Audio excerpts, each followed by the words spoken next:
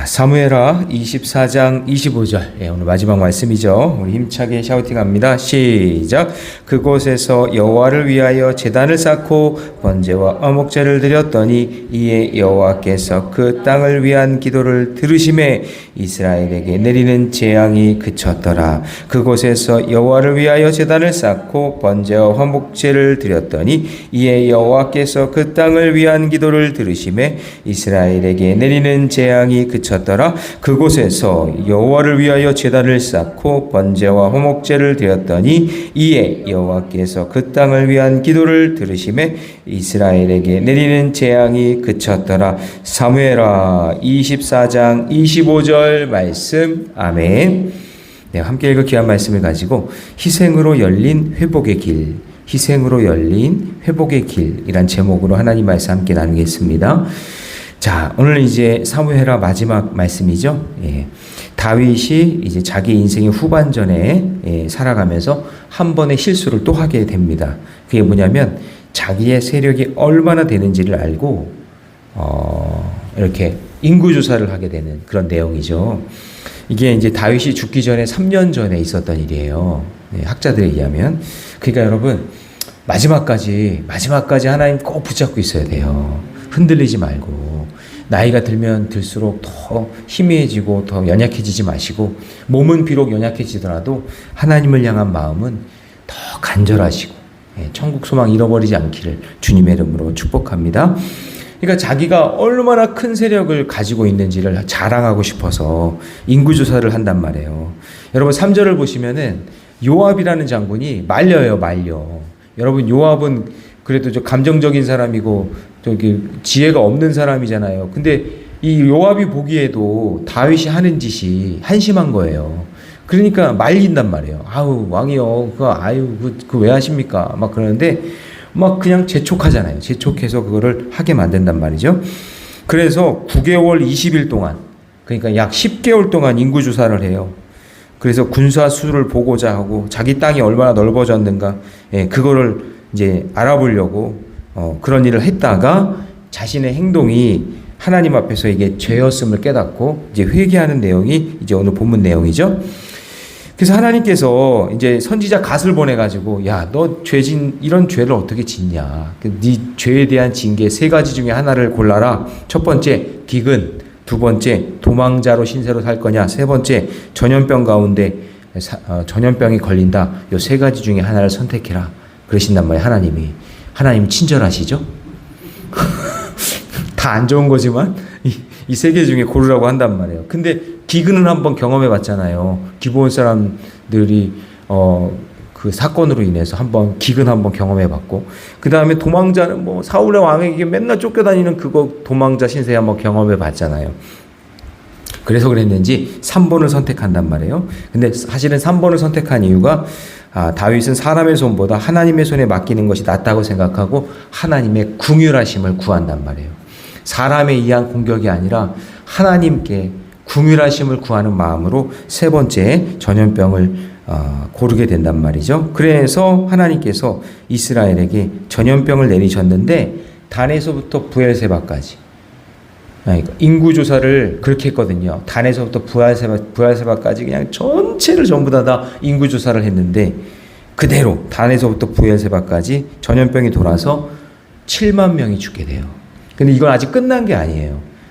더 죽을 수도 있는 그런 상황 속에 있는 거예요. 그래서 다윗 때문에 애꿎은 백성들이 다윗의 죄로 인해서 큰 고난을 겪고, 그래서 개인의 죄가 결국에는 어떻게 해요? 공동체 전체에 영향을 미치는 그런 일들이 일어난단 말이에요. 여러분, 내가 죄 짓잖아요. 내가 살면서 지을 죄가 내 가족에게 간다고요. 영향을 다 준다고요. 복을 받고 은혜를 받으면 그것도 흘러가지만 내가 하나님 앞에 죄를 지면 그게 간다고 흘러간다고요. 그래서 이게 중요한 거예요. 그러니까 다윗이 죄를 지니까 애꿎은 백성 7만 명만 그렇게 죽게 되잖아요. 그래서 이런 심판 가운데서도 궁유를 잊지 않으시고 다윗과 이스라엘 백성들을 다시 회복시키시는 그 하나님의 그 은혜를 우리 한번 보기를 원합니다. 자, 그럼 하나님이 베푸시는 회복은 무엇일까요? 그 첫 번째는 하나님의 궁율에서부터 뭔가가 시작된다라는 것을 우리가 알 수 있는데, 자, 하나님께서 예루살렘을 치던 이 천사를 멈추게 하시면서 이제 족하다, 이제 족하다 그렇게 얘기하세요. 26절을 같이 한번 읽어봅니다. 시작. 천사가 예루살렘을 향하여 그의 손을 들어 멸하려 하더니 여호와께서 이 재앙 내리심을 뉘우치사 백성을 멸하는 천사에게 이르시되 족하다, 이제는 내 손을 거두라 하시니 여호와의 사자가 여부스 사람 아라우나의 타작 마당 곁에 있는지라. 그러니까 지금 7만 명이 죽은 상태에서 여차하면 예루살렘까지 해가지고 더 죽을 상황인 거예요. 더 죽을 상황인데 지금 하나님께서 족하다, 이제는 내 손을 거두라 이렇게 얘기하신단 말이죠. 그러니까 심판을 거두시는 이유는 백성이 완전해서가 아니라 전적인 하나님의 궁율로부터 시작된다. 하나님이 그들을 불쌍히 여기셨기 때문에 이 전염병에 대한 진노가 멈추게 된다는 것을 알게 되죠. 자, 그러자 다윗도 자신의 죄를 인정하고 나는 죄인입니다. 이 양들이 무슨 일을 행했습니까? 주님 잘못했습니다. 하나님 잘못했습니다. 그러면서 회개하는 내용이 18절이죠. 같이 읽습니다. 시작. 다윗이 백성을 치는 천사를 보고 곧 여호와께 아뢰하여 이르되 나는 범죄하였고 악을 행하였거니와 이 양 무리는 무엇을 행하였나이까? 청하건대 주의 손으로 나와 내 아버지의 집을 치소서 하니라. 그러면서 하나님께 회개하는 내용이 17절 내용에 나오고 있죠. 그래서 여러분, 회복의 첫걸음은 자기 자신의 죄를 인정하고 하나님의 궁휼하심을 구해야 돼요. 하나님, 저를 불쌍히 여겨주세요. 저를 도와주세요. 그렇게 구하고 있죠. 여러분, 우리 누가복음 15장에 가면 탕자의 비유 나오잖아요. 탕자가 모든 것을 잃고 다시 돌아왔을 때 아버지가 용서 안 해주면 소용이 없잖아요. 그렇지 않아요? 아버지가 용서 안 해주면 소용이 없잖아요. 근데 아버지가 아들 오기만을 기다려서 아들이 온다고 하니까 달려가서 아들을 안아주잖아요. 그래야 그게 용서함을 받는 거잖아요. 하나님이 나를 용서해 주지 않으면 소용이 없잖아요. 그래서 하나님의 궁휼하심을 구해야 된다는 얘기예요. 하나님의 궁휼만 생각하면 안 되고 하나님의 궁휼하심을 구해야 되는 거예요.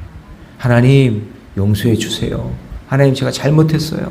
제가 이런 죄를 졌는데 하나님 도와주세요. 라고 구할 수 있어야 된다라는 것이죠. 그래서 회개는 하나님의 은혜를 얻기 위한 조건이 아니라 이미 베풀어 주신 하나님의 은혜 앞에 서서 그 은혜를 구해야 돼요. 하나님 우리 사랑하시잖아요. 그러니까 우리가 구해야 되는데 우리 구하지 않으면 받을 수가 없기 때문에 하나님 제가 이 죄를 졌으니 지금 용서해 주세요 라고 구할 때 하나님께서 궁휼을 베풀어 주실 줄 믿습니다. 자, 적용률님은 나는 죄를 감추고 있습니까? 아니면 하나님의 궁휼을 구하며 정직하게 회개하고 있습니까? 여러분, 죄를 지은 것이 있다면 하나님께 구하세요. 궁휼하심을 구할 때 하나님의 은혜가 임하게 될 줄 믿습니다. 자, 두 번째요. 하나님이 베푸시는 회복은 희생의 제단을 통해서 이루어진다라는 것을 알 수 있어요. 자, 하나님이 다윗에게 갓 선지자를 보내서 아라우나의 타작마당에 제단을 쌓으라고 명령하세요. 자, 우리 18절 같이 읽습니다. 시작. 이 날에 갓이 다윗에게 이르러 그에게 아뢰되 올라가서 여부스 사람 아라우나의 타작마당에서 여호와를 위하여 제단을 쌓으소서 하매. 자, 갓 선지자가 다윗 앞에 섰어요. 그러니까 여러분 지금 절망 가운데 있는 거예요. 백성 7만 명이 막 전염병으로 죽어가고 또 하나님의 심판이 쏟아질 수 있는 이런 상황 속에서 하나님의 궁휼하심을 얻게 됐어요. 자, 그러자 갓이 그러면 너가 이제 아라우나는 사람 이름이에요. 아라우나가 가지고 있는 타작마당으로 가서 너 거기서 제단을 쌓아라. 아라우나 타작마당이 어디냐면 성지순례를 가보면 이 다윗성이 있잖아요. 다윗성보다 400m 위로 올라가면 있어요. 높은 곳에 있어요. 타작마당은 높은 곳에 있어야 되는 이유가 뭐냐면 이렇게 곡식을 타작을 하잖아요. 그러면 바람이 불 때 쭉정이는 날아가고 알곡만 남잖아요. 그래서 눈에 띄는 위에다가 이렇게 해놓는단 말이에요. 거기를 향해서 이제 다윗성에서 400m 위를 향해 다윗이 올라가는 거예요. 거기에서 딱 이제 다윗이 가니까 아라우나가 딱 있겠죠? 아라우나도 지금, 이게 본문에 보면, 지금 이 7만 명이 죽고 지금 나라가 엉망이 되고 있는 것을 다 지금 같이 봤단 말이에요. 그러니까, 아라우나에게 내가 이제 너 이 타작마당에서 번제를 드린다고 하니까 아라우나가 어떻게 하냐면 자기 거잖아요. 자기 땅이잖아요. 그럼 욕심 있는 사람이면 아이 안 된다고. 왜 내 땅에서 그 제단을 쌓냐고. 아니 제단 쌓으려면 땅도 많은데 왜 거기 우리 땅에다 내 땅에다가 이렇게 하냐고. 하지 말라고. 이러지 않을까요? 요즘 같은 세상에? 요즘 같은 세상이라면? 그런데 아라우나가 그거를요 그렇게 한다고 하니까 무상으로 다 제공을 해요. 자 보세요. 21절 이르되 어찌하여 내 주 왕께서 종에게 임하시나이까 하니 다윗이 이르되 내게서 타작마당을 사서 여호와께 제단을 쌓아 백성에게 내리는 재앙을 그치게 하려 함이라 하는지라. 처음에 다윗은 산다 그러죠. 사서라고 하잖아요. 사겠다고 얘기하잖아요. 다윗이. 그러니까 아라우나가 뭐라 그래요? 22절 같이 읽습니다. 시작. 아라우나가 다윗에게 아뢰되 원하건대 내 주 왕은 좋게 여기시는 대로 취하여 드리소서. 번제에 대하여는 소가 있고 뗄 나무에 대하여는 마당지라는 도구와 소의 멍에가 있나이다. 여러분 22절에서 감동적인 부분이 뭐냐면 하나님께 드릴 소가 있대요. 소가 있고 그 다음에 소를 번제로 드리려면 뗄감이 있어야 되잖아요. 뗄감도 있어야 된다고 얘기하는데 뗄감도 있대요. 마당지라는 도구. 마당지라는 도구는 뭐냐면 빗자루 같은 거. 빗자루 같은 거. 그리고 더 감동적인 게 뭐냐면 소의 멍에라는 얘기는 뭐냐면 소를 다루려면 멍에가 있어야 되잖아요. 그럼 멍에를 태워버리면 어떻게 돼? 이제는 못하는 거예요. 이제는 더 이상 이 멍에질을 못하는 거예요. 모든 걸 일을 할 수 없게 되는 상황이잖아요. 근데 그 모든 것까지 전부 다 불태울 수 있도록 번제로 드릴 수 있도록 다 제공하겠다 그런 얘기예요. 자기의 모든 것을. 자 22절 같이 읽습니다. 시작. 왕이여 아라우나가 이것을 다 왕께 드리나이다 하고 또 왕께 아뢰되 왕의 하나님 여호와께서 왕을 기쁘게 받으시기를 원하나이다. 그러니까 전부 다 값없이 그냥 하나님께 번제로 다 값을 지불하겠다고 이렇게 다 드리겠다고 그러는 거예요. 그랬더니 다윗이 그 얘기를 딱 듣더니 다윗은 더 감동적이에요. 여러분 왕이면은 다 드리겠다 그러면 오냐 이리 가져와라 하면서 이렇게 다 할 수 있잖아요. 왕은 그때 최고의 권력자니까. 근데 다윗이 뭐라 그래요? 24절 시작. 왕이 아라우나에게 이르되 그렇지 아니하다. 내가 값을 주고 내게서 살이라. 값 없이는 내 하나님 여호와께 번제를 드리지 아니하리라 하고 다윗이 은 50세겔로 타작마당과 소를 사고. 여기 밑줄을 치셔야 돼요. 값 없이는 내 하나님 여호와께 번제를 드리지 아니하리라. 여러분 여기에다가 밑줄을 치세요. 자 여러분 진정한 예배에는 자 여러분 저를 보세요. 진정한 예배에는 희생이 반드시 있어야 돼요. 여러분 이걸 잘 생각해 보세요. 우리가 드리는 예배는 교육이 아니에요. 아니 교육 받으려면 뭐 학교에 가야지. 수업 받는 것도 아니잖아요. 그렇죠? 아니 요즘에는 강의나 수업을 들어도 수업료를 내잖아요. 그렇죠? 그리고 우리가 드리는 예배는요 교제가 아니에요. 교제 아니에요. 뭐 즐겁고 재밌고 이렇게 노는 게 아니란 말이에요. 아니 요즘에는 친교하고 교제를 나눠도 다 돈이 들어가잖아요. 우리가 드리는 예배는요. 자 따라해 봅시다. 예배는 희생이다. 희생이에요. 값을 치러야 되는 거예요. 그래서 여러분 원래 모든 예배에는 이거 여러분 꼭 기억하셔야 돼요. 모든 예배에는 재물이 있어야 돼요. 모든 예배는. 아니 아예 그냥 예배라는 말을 하지 말든가. 중보 기도회 뭐 그런 거는 뭐 중보 기도회겠죠. 근데 예배라고 한다 그러면 하나님 앞에 무조건 거기에는 희생과 재물이 있어야 되는 거예요. 오늘 여러분 지금으로 하면 뭐예요? 오늘 이렇게 우리 마음을 드린다는 것도 희생이죠. 그 다음에 아멘 찬양하잖아요. 그죠? 아멘 해보세요. 아멘. 우리 교회는 아멘 소리가 너무 작아. 기도원에 갔더니 그냥 막 이번에 거기 산성 기도원에 갔더니 남성들이 얼마나 크게 아멘을 하든지 그냥 가슴이 막 웅장해지더라고요. 막 아멘 아멘 아멘 막 이렇게. 네, 아멘 하는 것도 여러분 그냥 아이 목사님이 자꾸 아멘을 강조하세요. 그냥 마음으로 믿으면 되지. 아니 그래요. 마음으로 믿는데 하나님 앞에 내 목소리도 희생하는 거예요. 드리는 거예요. 아멘. 이렇게도 안 하네. 아멘! 하면서 하나님 제 목소리도 드립니다. 희생하는 거예요, 희생. 예배는 희생이라고요. 시간도 이렇게 와서 예배 드리잖아요. 시간도 드리는 거예요. 그러니까 헌금 드리는 거, 그거 당연한 거죠. 근데 전부를 다 드리니까.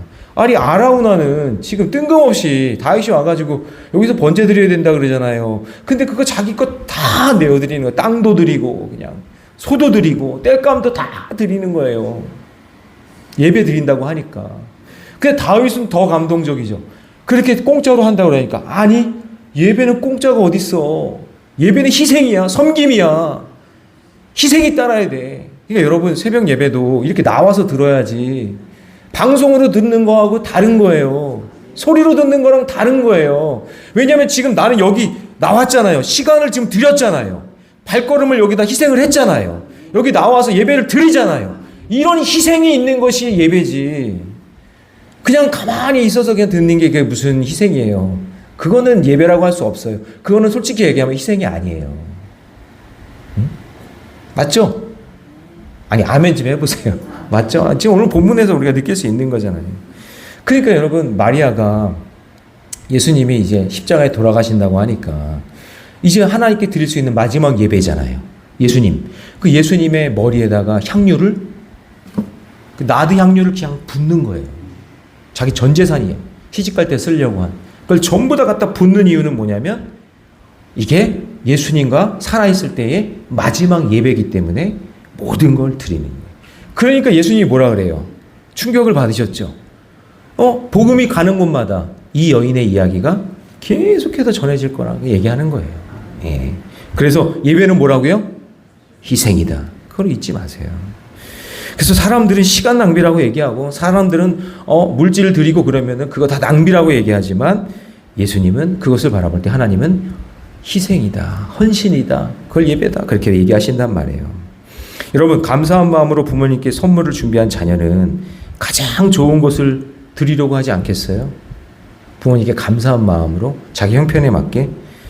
그런데 여러분, 값보다 마음이 담긴 희생이 부모를 더 감동시키는 거잖아요. 그래서 하나님 앞에 예배 드릴 때는요, 건성으로 드리면 안 되는 거예요. 아니, 내가 원래 재물을 드린다는 건 뭐죠? 재물을 드린다는 건 뭐예요? 내가 이렇게 죽어야 되는데 재물이 대신 죽는 거잖아요. 그 재물을 누가 죽여요? 제사장이 죽여요? 내가 죽여요? 내가 죽이는 거예요. 내가 죽여요. 내가 이렇게 죽어서 하나님 앞에 드려져야 되는데 저는 죽을 수 없으니 대신 이 재물이 죽습니다 하고 그 재물을 죽여서 하나님 앞에 드린단 말이에요. 그래서 예배는, 제사는 희생이다, 그런 얘기가 나오는 거예요. 그렇죠? 그래서 여러분, 참된 예배는 편리하고 뭐 재밌고 뭐 교제 나누고 교육받는 게 그게 아니라 헌신이에요. 헌신. 기본값이 헌신. 그래서 비용이 들지 않는 신앙은 성경적으로 볼 때 그거는 예배가 아니에요. 오늘도 여러분 희생하는 마음으로 오게 온 거죠? 그거예요. 그때 하나님이 그 마음을 받으세요. 오늘도 기도 드릴 때 정말 간절한 마음으로 하나님 앞에 드리세요. 내 기도 소리 그냥 건성건성 이렇게 있다가 졸다가 가는 게 아니라 정말 헌신하는 마음으로 짧게 드리더라도 그런 마음으로 드려야지 그냥 여기 와가지고 그렇게 흐리멍텅하게 있다가 가는 거는 희생의 마음이 아니다, 그런 얘기죠. 본질적으로 그런 거예요. 자, 적용 질문. 나는 하나님께 가장 좋은 것을 드리고 있습니까? 아니면 남는 것을 드리고 있습니까?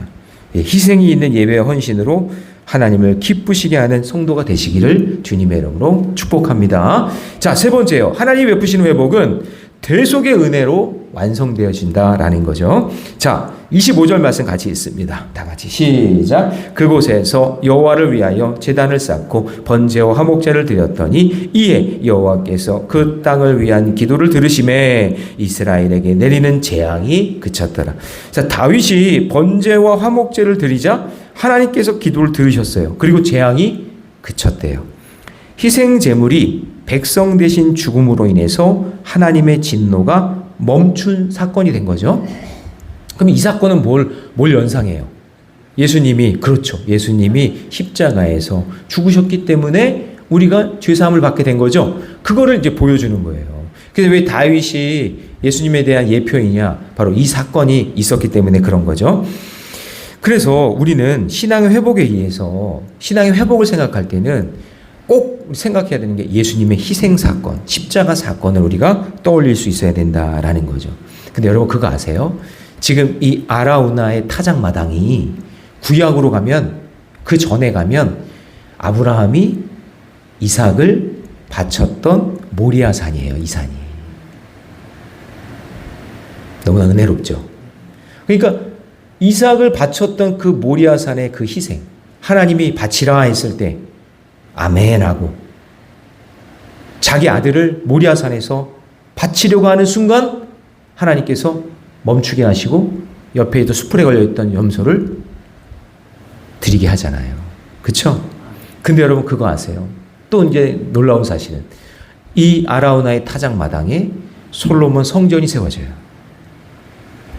그리고 이 아라우나의 타작마당에 예수 그리스도가 십자가에 못 박혀 죽으시는 거예요. 그 장소가 되는 거예요. 그래서 여러분 누군가의 희생 때문에 새로운 삶을 얻게 되었다라고 한다면 내가 예수님을 믿어서 영원히 죽을 수밖에 없는데 그분으로 인해서 그분의 희생으로 인해서 새로운 삶을 살았다면 나 또한 하나님을 예배할 때 희생하는 마음으로 드리고 누군가를 생명을 살리는 일에 희생적인 삶을 우리가 살 수 있어야 된다라는 것을 우리에게 보여주고 있는 거죠. 그래서 여러분 십자가는 하나님의 사랑과 공의가 만나는 자리이고 인간이 하나님께 나아갈 수 있는 유일한 길이라는 사실을 믿으시기 바랍니다. 자, 적용 질문 드립니다. 나는 예수님의 십자가 희생을 매일 감사하며 살아가고 있습니까? 바라기는 예수 그리스도의 십자가 은혜를 붙들고 회복과 평안을 누리는 성도들이 되시기를 주님의 이름으로 축원합니다.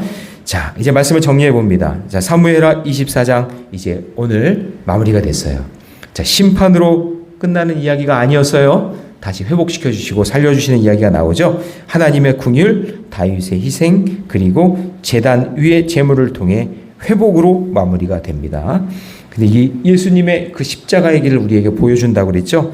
그래서 오늘도 하나님의 궁율을 구하면서 하나님 죽을 수밖에 없는 죄인을 용서해 주시고 살게 해 주셨으니 제가 하나님 앞에 예배드리는 순간순간 희생하며 주의 그리스도의 사랑을 생각하며 드려지는 귀한 삶이 되게 해 주옵소서.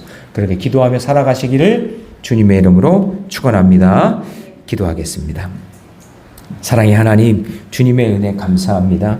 그 긴 시간 가운데 사무엘 상하 말씀을 깨닫게 하시고 그 말씀을 통해 큰 은혜 주시니 감사합니다.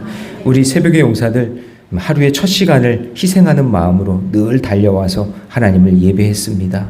주님, 누구보다도 큰 은혜를 하나님께서 부어주셔서 하나님 앞에 희생하고 섬기는 그 마음 가운데 육신 가운데 강건함을 허락해 주시옵소서. 주님, 다윗처럼 아라우나처럼 우리의 모든 것을 하나님 앞에 드리는 희생의 마음으로 믿음의 길 걸어가기를 원합니다.